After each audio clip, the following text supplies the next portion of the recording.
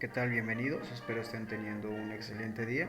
Nuestro equipo es el encargado de abordar el tema de Italia fascista en el periodo de 1920 hasta 1939.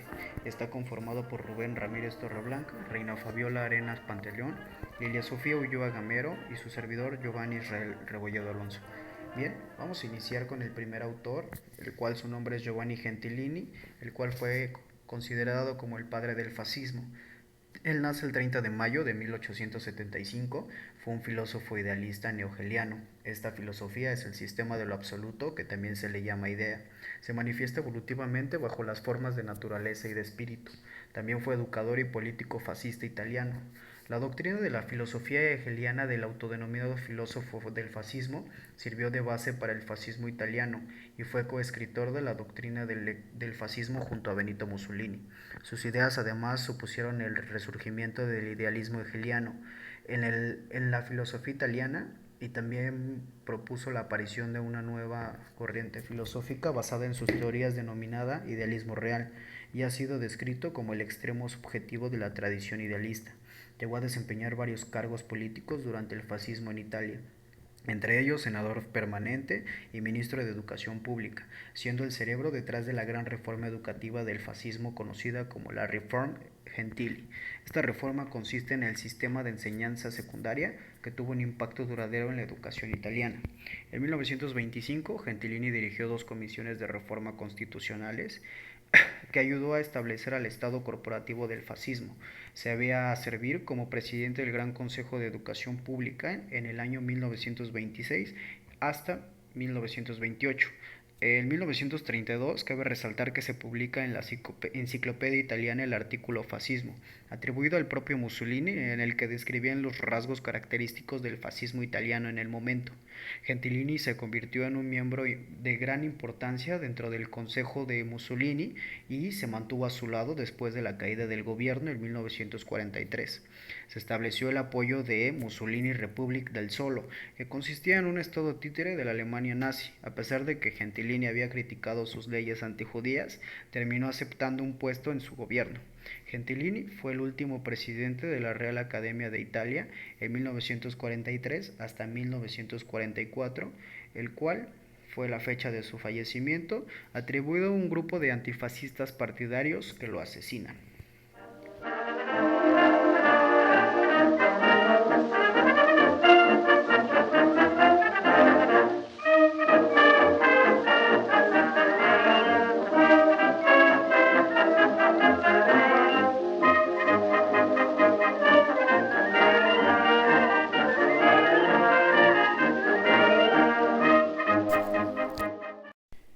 Continuamos con el siguiente personaje y se trata de Gabriele Diuziano. Él nace el 12 de marzo de 1863, príncipe de Montenevoso y duque de Gallese. Fue un poeta, dramaturgo, periodista, militar y político italiano, símbolo del decantismo y héroe de la Gran Guerra, apodado el poeta proeta. Ocupó una posición predominante en la literatura italiana desde el año 1889 hasta 1910 y más tarde en la vida política entre 1914 y 1924 aproximadamente. Sus ideas y estética fueron influencia directa en el fascismo italiano y su estilo sirvió de inspiración tanto para Benito Mussolini como para Adolfo Hitler. Pudo haber sido el líder del fascismo italiano, del que se le considera precursor de ideas y de técnicas, aunque solamente llegó a encabezar una breve y singular dictadura en la ciudad de Fiume. En lo más alto de la forma, Gabrieli fue aclamado por la originalidad y el poder de la decadencia de sus escritos. Su obra tuvo gran impacto en toda Europa e influyó en generaciones de escritores italianos, pero su reputación literaria se vio empañada por su asociación con el fascismo. El 9 de agosto de 1918, comandante del escuadrón número 87, conocido como la Serenísima, organizó una de las mayores hazañas de la contienda, al conseguir que 9 aviones realizaran un viaje a Viena para lanzar panfletos propagandísticos. Terminando la Primera Guerra Mundial, Gabrieli se vio enfurecido cuando en la conferencia de la paz en París propusieron que Italia entregara la ciudad de Fiume. Fiume el día de hoy es Rijeka y se encuentra en Croacia. Su ira llegó a tal punto que el día 12 de septiembre de 1920 tomó la ciudad frente a una tropa de 2.000 milicianos nacionalistas que lograron el retiro de las fuerzas de ocupación estadounidenses, británicas y francesas. Gabrieli asumió desde el Fiume el papel de duce, guía militar o caudillo, y pretendió organizar una alternativa a la Liga de Naciones para los estados oprimidos del mundo, como en ese momento era Fiume. Aunque Gabrielo tuvo una gran influencia dentro de la ideología de Mussolini, nunca estuvo directamente involucrado en los gobiernos fascistas italianos. No obstante, Mussolini copió y estructuró toda la dictadura de Fiume y llegó a ser el duque de toda la península. Particularmente a Mussolini le interesó los métodos de Gabriele en el gobierno de Fiume y en la economía del Estado corporativo. También el saludo que sería característico de los fascistas, con la mano derecha levantada, las camisas negras de sus seguidores y las actitudes brutales que tenían frente a sus opositores. Por ejemplo, se asegura que Gabrieli fue quien empezó la repugnante práctica. Luego fue adoptada por los camisa negra de Mussolini de reforzar a los opositores a beber grandes cantidades de aceite de castor para humillarlos, incapacitarlos y hasta eventualmente matarlos. En 1924 fue nombrado príncipe de Montenevoso y en 1933 presidente de la Real Academia Italiana. En 1933 le escribió al Duce tratándolo de convencerlo de que rechazara el contrato con el dictador alemán Adolfo Hitler. Recordemos que en 1944 se volvió en un estado títere de la Alemania nazi. Fallece el 1 de marzo de 1938 a causa de un derrame cerebral y antes de cumplir los 75 años lo salvó de ser testigo de la caída del detestable régimen que tanto lo había mimado durante muchísimos años. Bien, continuamos con Benito Mussolini. Él nace el 29 de julio de 1883. Antes de la Primera Guerra Mundial, Mussolini había sido un hombre de izquierda, militante del Partido Socialista Italiano del PSI. Hacia 1910 decía que el socialismo no es un negocio, sino que estimaba un esfuerzo colectivo y material. En 1914, en el contexto del inicio de la Primera Guerra Mundial, el joven socialista se manifestó partidario de la intervención de Italia en el conflicto. De lo contrario, consideraba que sería el país de los muertos o el país de los cobardes. Su intervencionalismo le valió la expulsión del PSI, con lo cual inició su etapa más fecunda. Para entonces, Italia se estaba viviendo una década crucial en el desarrollo del mito nacional y el desarrollo de un nuevo concepto de nación. La guerra había transformado a Italia, como había producido efectos devastadores en diversos imperios, naciones y gobiernos. Una vez determinada la Gran Guerra, la política italiana mostraba grandes grados de fragmentación. Las elecciones de noviembre de 1919 mostrarían a más de 10 partidos con la representación parlamentaria social en una cámara de 506 miembros. El Partido Socialista oficial eligió a 156, el Partido Popular a 100, mientras los liberales mostraban una notoria caída en relación a los años previos a la conflagración. En 1922, ya como líder oficial del Partido Nacional Fascista, organizó la Marcha sobre Roma, tras cuya victoria fue nombrado presidente del Consejo de Ministros. Mussolini obtuvo creciente apoyo popular mediante la exaltación del panitalismo, el expansionismo y el anticomunismo, sirviéndose de su influencia militar apoyado por eficiente propaganda fascista y las concentraciones de masas cargadas de simbolismos. Fue nombrado presidente del Consejo de Ministros Reales en diciembre de 1922 y por la escasa oposición del rey Víctor Manuel III logró disolver el parlamento y asumir así el mandato supremo del Estado itálico. Transformado en el Reino de Italia, el segundo imperio colonial italiano, y gobernado con un partido único basado en el totalitarismo y la autocracia de la ideología fascista. El principal objetivo de Mussolini siempre fue hacer realidad el concepto de la Gran Italia, basada en la absoluta hegemonía de Roma.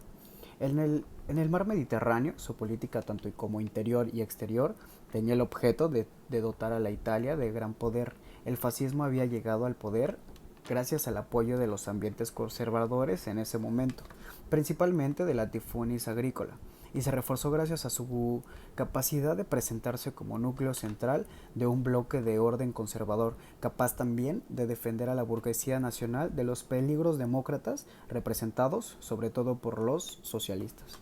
A falta de una ideología coherente, el fascismo desarrolló una teoría que consistía en una serie de motivos: el nacionalismo y el culto de poder a la jerarquía y a la personalidad del Duce, título adoptado por Mussolini en 1924.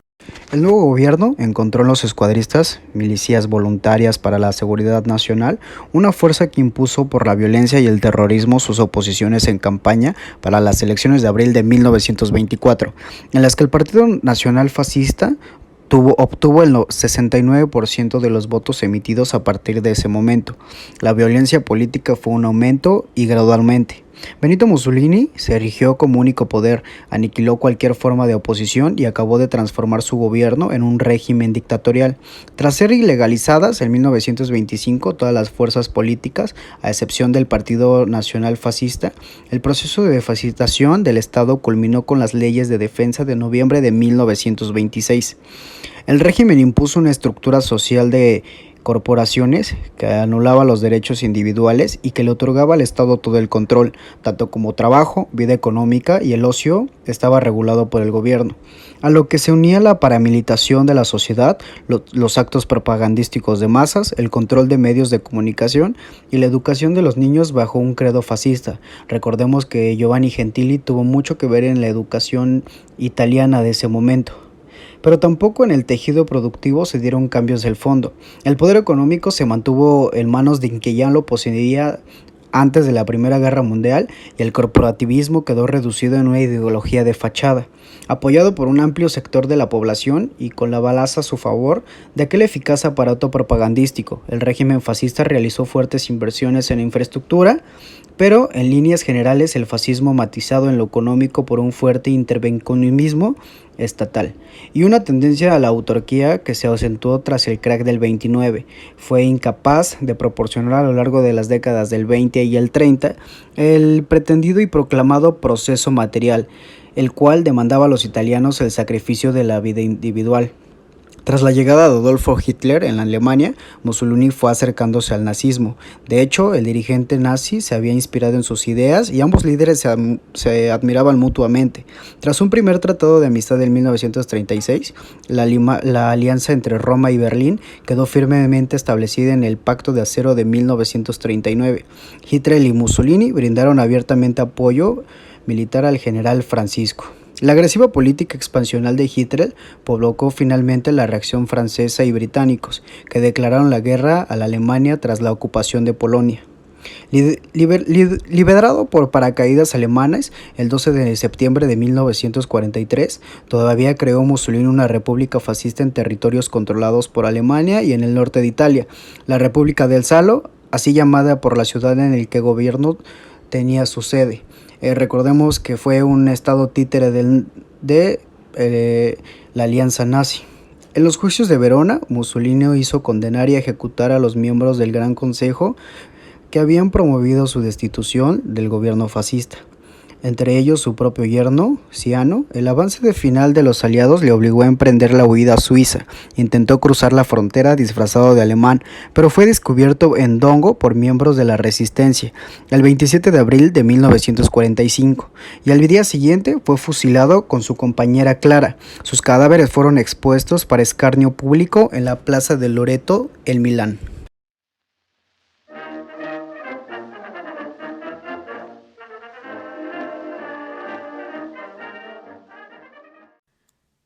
Bueno, yo básicamente les voy a explicar los problemas sociales, económicos y políticos en la Italia fascista. Comenzaré mencionándoles los económicos.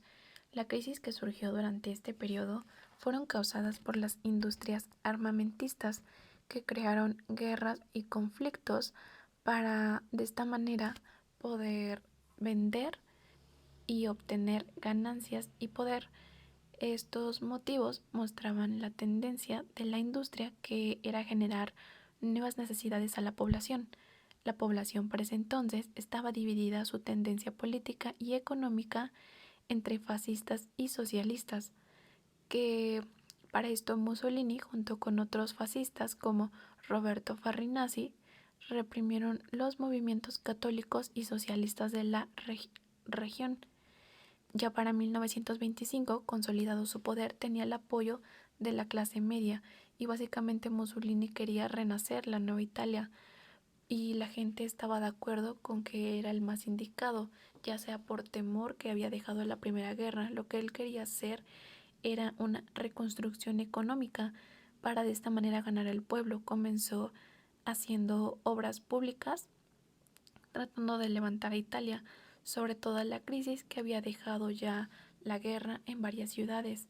Comenzó con varias regiones, pero en específico en las regiones del sur no pudo hacer mucho ya que eran regiones emigratorias. Todo esto fue a que salían de Italia por todo el periodo de la guerra. Es por esto que era muy normal ver a muchos italianos en América para ese tiempo. El conflicto entre socialistas y fascistas en Italia llegó a todos los sectores de la población y esto creó una guerra civil donde se podía apreciar por un lado la clase alta y por el otro lado se podía apreciar la clase baja en distintas posiciones, obviamente. Para esto los lemas de Mussolini en cuanto a la economía del país fueron: el fascismo rechaza frontalmente las doctrinas del liberalismo, tanto en el campo político como en el económico. Y el otro que era: todo dentro del Estado, nada fuera del Estado, nada contra el Estado. Esto estableció una economía planificada, ya que el fascismo estaba en contra del socialismo. Un ejemplo es que el socialismo, si tú tenías 2 vacas, el Estado te obligaba a darle una vaca a tu vecino. Esto era para exterminar a la desigualdad social. Sin en cambio, en el fascismo, si tenías 2 vacas, el Estado te quitaba ambas y te vendía la leche. Esto básicamente pues era su manera de controlar. En los problemas sociales sabemos que desde un principio Mussolini se interesó por el sistema educativo del Estado y de las organizaciones juveniles en Italia. Como él una vez había dicho: estoy preparando a los jóvenes para una lucha por la vida, pero también por la nación. Lo que Mussolini quería era una nación de guerreros y esperaba que los niños se convirtieran en soldados que lucharían tarde o temprano por esta nación.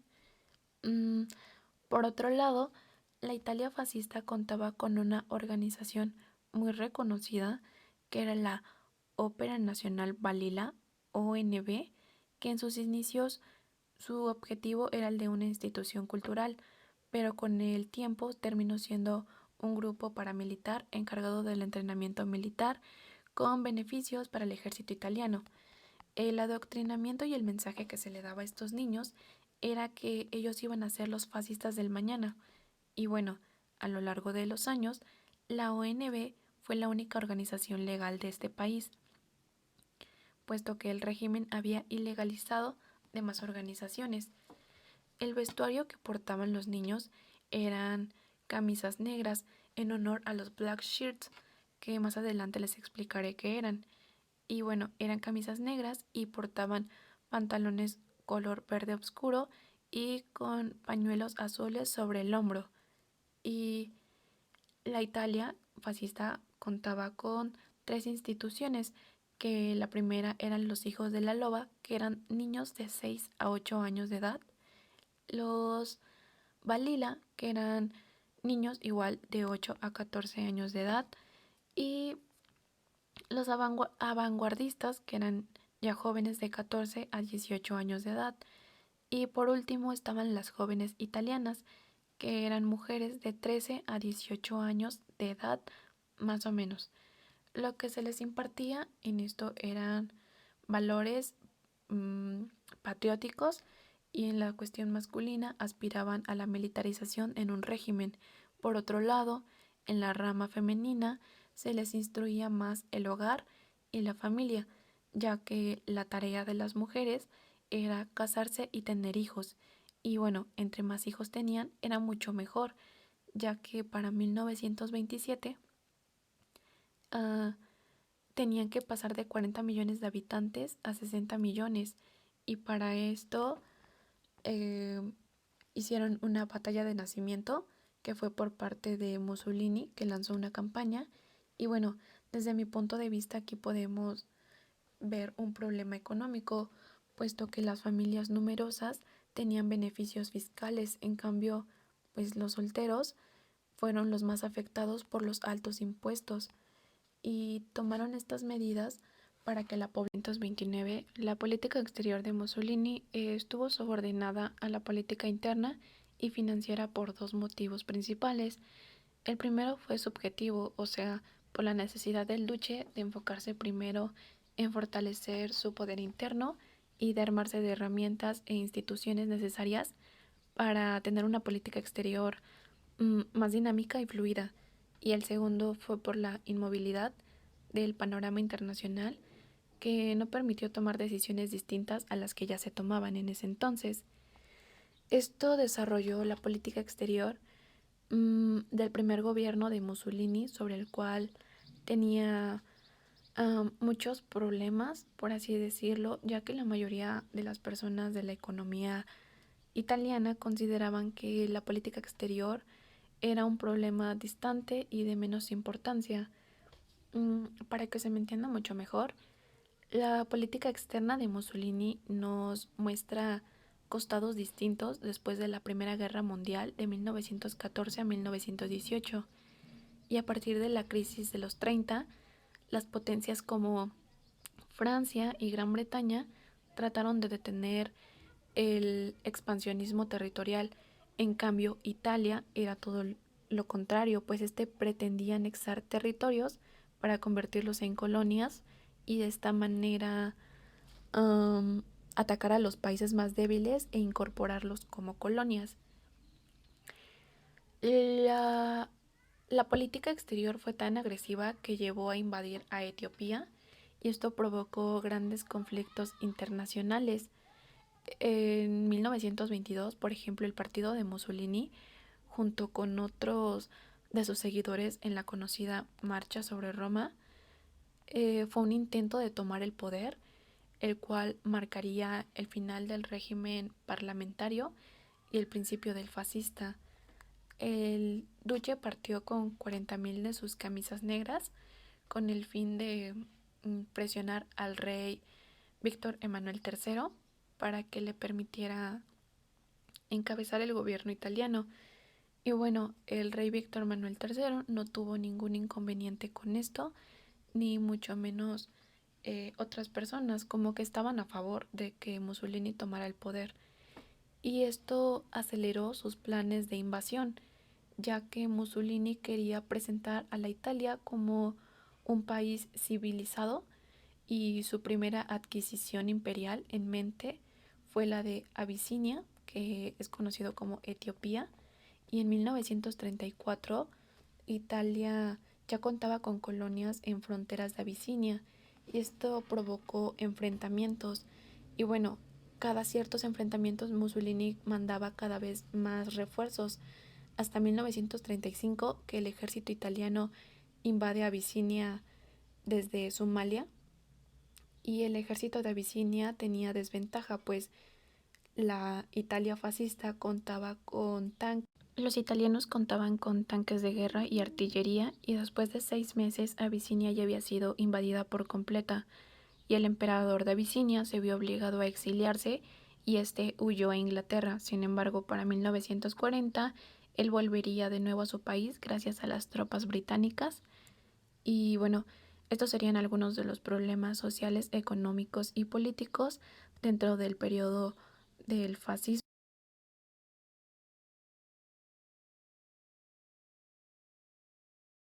En los problemas políticos estaban los Camisas Negras, que fueron un grupo radical italiano muy reconocido y liderado por Benito Mussolini, el Duce. Este constituyó una fuerza entrenada para ejecutar naciones de choque, de control y de neutralización del enemigo. El lema que tenían era sirviendo a Dios y a la patria, y este se encargaba de hacer el trabajo sucio, por así decirlo, para sacar de juego a todo aquel que estuviera en contra de las ideas fascistas y en especial en contra de los socialistas y los comunistas. Lo que motorizaba a los Camisas Negras fue el fascismo, ya que se oponían a las corrientes de izquierda y de derecha y se denominaron como un antipartido. El fascismo italiano también utilizaba el color negro en los uniformes de sus militares en honor a los Arditi, que fueron soldados de la Primera Guerra Mundial, y el negro para ellos simbolizaba la muerte. Y la conformación de estos camisas negras eran por jóvenes que reclutaba Mussolini, y para 1919 estos ya eran muy reconocidos y estaban conformados por 200.000 italianos de entre 50 a 17 años de edad.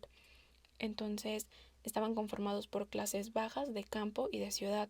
Y para el 14 de enero de 1923 los camisas negros fueron nombrados como milicia oficial del Estado por el Gran Consejo Fascista de Seguridad Nacional.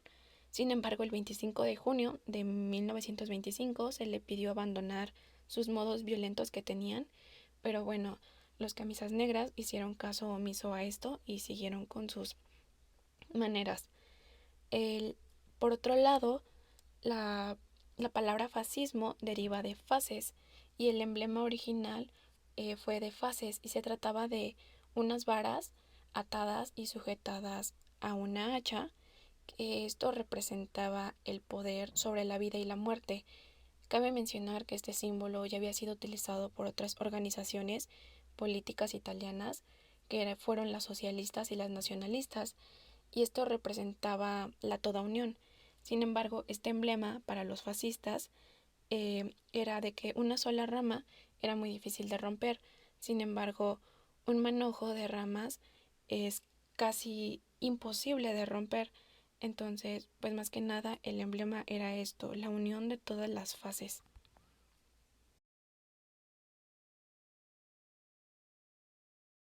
En 1921, Mussolini expresa explícitamente que el fascismo tiene una visión de guerra. En ese entonces y en la actualidad, el territorio tiene un sinónimo de poder.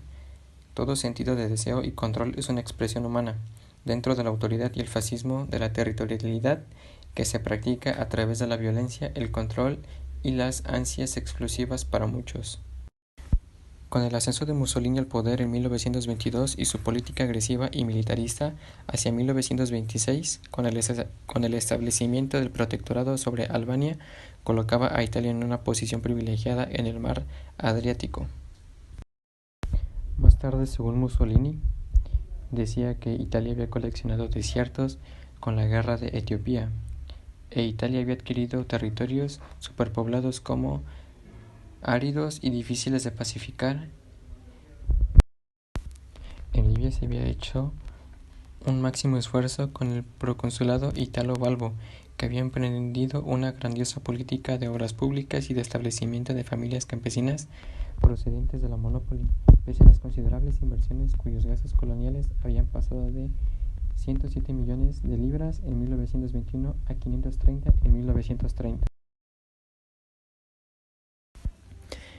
En Abisinia, actualmente Etiopía, cuenta con un territorio con 1.127.127 kilómetros cuadrados. Fue conquistado por tropas italianas comandadas por el general Pietro Badoglio después de la Segunda Guerra Italo-Etíope en 1935 a 1936. La victoria fue anunciada el 9 de mayo de 1936 y el rey de Italia, Víctor Manuel III, asumió el título de emperador de Etiopía.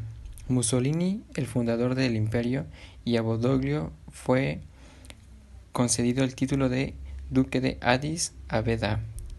Con la conquista de Etiopía, las posesiones italianas en África Oriental, Etiopía, Somalia y Eritrea, Italia, fueron unificadas bajo el nombre de África Oriental Italiana y sometidos al gobierno de un virrey. Desde entonces, el proyecto de Mussolini de enviar a millones de campesinos italianos a Etiopía para formar un territorio de importante centro económico. Sin embargo, dentro del miembro de la Sociedad Naciones, Italia recibió la condena internacional por ocupación de Etiopía. Abisinia dejó de ser Italia tras la derrota a manos de los británicos en 1941. Eritrea italiana poseía un territorio de 121.320 kilómetros cuadrados. Para 1936 fue establecida en paralelo a la penetración de Somalia en 1889 y fue objeto de largos episodios sangrientos como la batalla de Dogali y la batalla de Auda. Los vecinos de Etiopía, durante el fascismo, la colonia fue un objeto ambicioso para el proyecto de modernización y de occidentalización, y todavía hoy la capital de Asmara presenta diversos edificios y monumentos como testimonio a las obras italianas. La colonia de Eritrea dejó de ser italiana en 1941. La Libia italiana tuvo su máxima extensión territorial en 1.759.840 km² y comenzó a constituirse en una colonia después de la breve guerra ítalo-turca contra el Imperio Otomano en 1911, cuando Italia adquirió el control de la Tripolitania y Cirenaica, obteniendo el reconocimiento internacional de los acuerdos del Tratado de Lausana. Las miras italianas sobre Libia fueron apoyadas por Francia, ya que veían con buenos ojos la ocupación de aquel territorio por su actitud antibritánica. Con el fascismo, a Libia se le atribuye el apodo de la Cuarta Orilla, pero durante gran parte del año de 1920 estuvo sumida en una sangrienta pacificación. Durante esta sangrienta pacificación se hizo el uso de algunos gases asfixiantes y varias deportaciones en masa en Cirenaica. Por otro lado, Balbo hizo prosperar a su colonia, ausentando a muchos colonos italianos en las villas y ciudades construidas para ellos.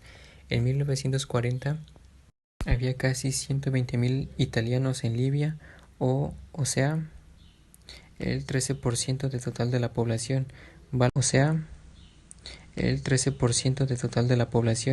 Balbo creó nuevas pequeñas ciudades para el desarrollo agrícola en el norte de Libia por parte de estos colonos italianos.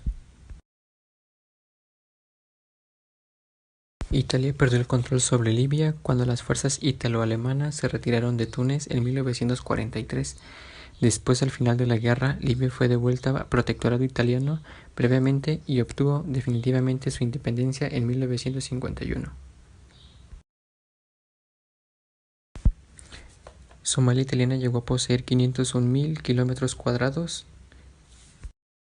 La primera colonia fue establecida al sur de Somalia entre 1889 y 1890, inicialmente como protectorado. En junio de 1925, la esfera influenciada italiana se extendió en los territorios de Jubalat y las islas de Juba. Hasta entonces, la Kenia inglesa, que fue cedida como recompensa por la entrada a la guerra con los aliados durante la Primera Guerra Mundial. La Somalia italiana fue restituida a Italia en administración fiduciaria. A la colonia italiana cesó definitivamente en 1960.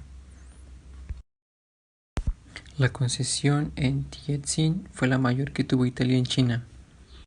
En junio de 1901, la concesión de Tientsin de 0,6 km² fue traspasada oficialmente al Reino de Italia por la dinastía Qing y fue traspasada bajo la administración del cónsul César Poma. Tras finalizar la Primera Guerra Mundial, la sección fue cedida al Imperio Austrohúngaro y fue añadida a Italia, duplicando su tamaño.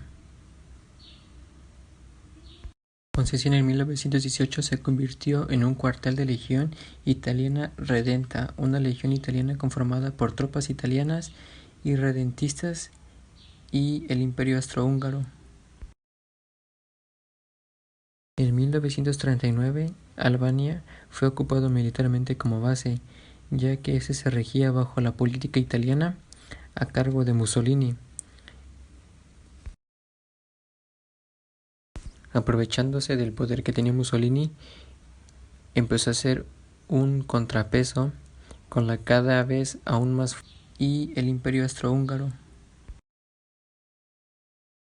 En 1939, Albania fue ocupado militarmente como base, ya que ese se regía bajo la política italiana a cargo de Mussolini. Aprovechándose del poder que tenía Mussolini, empezó a ser un contrapeso con la cada vez aún más fuerte Alemania nazi, que era comandada por Adolfo Hitler.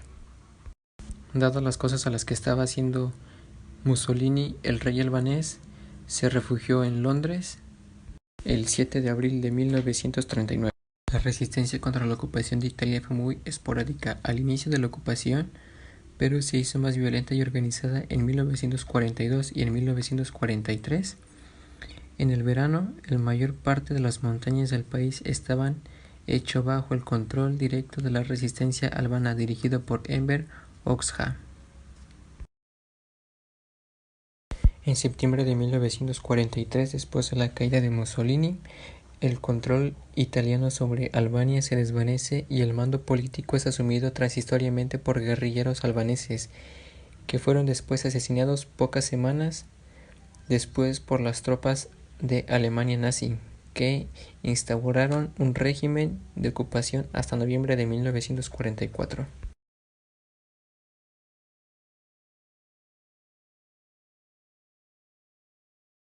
El Dodecaneso es ocupado por fuerzas italianas después de la derrota del Imperio Otomano. En la guerra ítalo-turca en 1912, para el gobierno italiano, el control de las Rodas y de parte del archipiélago es considerado como un importante éxito para contrapesar la presencia británica en el Mediterráneo. El Dodecaneso poseía un territorio de 2.688.033 km² para el año de 1920. Italia empezó a consolidar su presencia en el área con el Tratado de Sèvres en 1919, mientras la totalidad de las islas del mar Egeo fueron atribuidas al Reino de Grecia. Todas las islas del Dodecaneso pertenecieron bajo la soberanía italiana y más tarde en 1920 presencia en el área con el Tratado de Sèvres en 1919, mientras la totalidad de las islas del mar Egeo fueron atribuidas al Reino de Grecia. Todas las islas del Dodecaneso pertenecieron bajo la soberanía italiana y más tarde en 1923, con el Tratado de Lausana, fue reconocido internacionalmente como administración italiana sobre las tales islas. Durante la Segunda Guerra Mundial, la provincia de Montenegro era Yugoslavia. Fue un territorio ocupado por el Reino de Italia, que anexó un sector de Dalmacia en el terreno de la bahía de Kotor. Además, se creó un estado independiente en Montenegro en junio de 1941, que fue rechazado después por el rey titular Montenegro y después un príncipe de la dinastía Romanov, declarado protectorado italiano. En este estado fascista, que duró hasta 1944, fue un teatro de una sangrienta guerra civil, específicamente cuando pasó a ser controlado por Alemania nazi a finales de 1943. Italia fascista 1920-1939, arte y cultura. Durante esta época hubo un movimiento muy fuerte, el cual era el futurismo, que es un movimiento artístico nacido en Italia el 20 de febrero de 1909, fundado por Filippo Tommaso Marinetti, con la publicación en El Figaro en París, con la publicación del manifiesto futurista de este mismo autor, Marinetti, que lo describían como un movimiento orientado al futuro. El movimiento agresivo, el insomnio febril, el paso gimnástico, el salto peligroso y la bofetada inherente. Estas ideas causaron una llegada del régimen fascista a la escuela futurista, las cuales los artistas y estudiantes vieran con admiración. Las ideas de Mussolini mostraban las virtudes que los propios futuristas y artistas reclamaban al arte, que era la fuerza, la rapidez, la velocidad, la energía, el movimiento de la deshumanización, y este movimiento se caracterizaba por las siguientes razones. La ruptura de la tradición estética. Era rechazada la tradición estética del siglo pasado. Fue un elemento común en todos los movimientos de vanguardia. Estaban cansados ya de la estandarización del arte y captaban que el mundo había cambiado y el arte debía de hacer lo mismo. Celebración de la era de la máquina. El conocimiento científico y tecnológico era responsable de la profunda transformación. Nos referimos a la revolución industrial. Los futuristas veían un augurio de un tiempo glorioso dominado por las máquinas. La glorificación del patriotismo, la violencia y el machismo. El futurismo se identificaba con el patriotismo extremo, siendo un antecesor del fascismo. Escritores y artistas participaron en la Primera Guerra Mundial. Para los autores, el futurismo era una filosofía de vida, con gran preocupación política, y enraizaba el rechazo de un conjunto de fuerzas. Ellos se creían hostiles al crecimiento y a la modernización de Italia. Una característica más es la exaltación de la expresar la era de la máquina en el arte. La máquina significaba para los futuristas un movimiento o una revolución, en su sentido técnico y social a la vez. Pretendían interpretar el movimiento y la velocidad en obras artísticas, ya sea en el lienzo, en la materia o en la palabra. Y por último, la literatura futurista, que sus características fueron, entre las más importantes, la libertad de la palabra, la valoración de la escritura como fenómeno gráfico, la revolución tipográfica. Esto se refiere a que no tenías un solo tipo de letra o un tipo de color, era muy libre. También la ruptura de la gramática, uso de barbarismos, infinitivos y demás. El autor de este movimiento futurista fue Filippo Tommaso Marinetti, que nació en 1875 y falleció en 1944. Es un escritor, poeta, dramaturgo, ideólogo e editor italiano, fundador del futurismo. Y entre sus obras más importantes se encuentra el Manifiesto Futurista y Los Indomables. Otro autor es Mario Carli, que nació en 1888 y falleció en 1935, novelista, poeta, periodista y diplomático, y una de sus obras es Mi Divinidad. Como artistas plásticos de este movimiento está Giacomo Balla, que nació en 1871 y falleció en 1957. Es un pintor y escultor italiano. Entre sus más destacadas obras está Muchacha corre, corre. Umberto Buscioli, 1882 a 1919, pintor y escultor italiano, autor del Manifiesto de la Escritura Futurista, de las formas únicas y dinamismo de un ciclista. Gerardo Dottori, 1884 a 1977, pintor italiano, miembro destacado del futurismo. Fue uno de los que firmó el Manifiesto Futurista en 1909. Entre sus obras más relevantes está Formas Esenciales. Gabriele D'Annunzio, 1863 a 1938, novelista, poeta, dramaturgo, militar y político italiano. Autor de La hija de Iorio y El martirio de San Sebastián. Cuando el Partido Nacional Fascista de Benito Mussolini ascendió al poder en 1922, pretendió renovar todos los ámbitos de la vida, tanto la cultura y el arte. Para esa finalidad llevó a cabo una intensa política con la intención de fascizar la cultura existente y crear órganos e instituciones y aparatos culturales de las que florecieron futuros intelectuales. La primera institución fascista fue la Convención de Bolonia, fundada en 1925 por Franco Ciarlantini, con la intención de promover la cultura italiana. En Bolonia se abrió la universidad fascista dirigida por el propio Giovanni Gentile, donde se impulsó el Manifiesto de los Intelectuales del Fascismo el 21 de abril de 1925, que fue aceptado por más de 250 intelectuales en la época.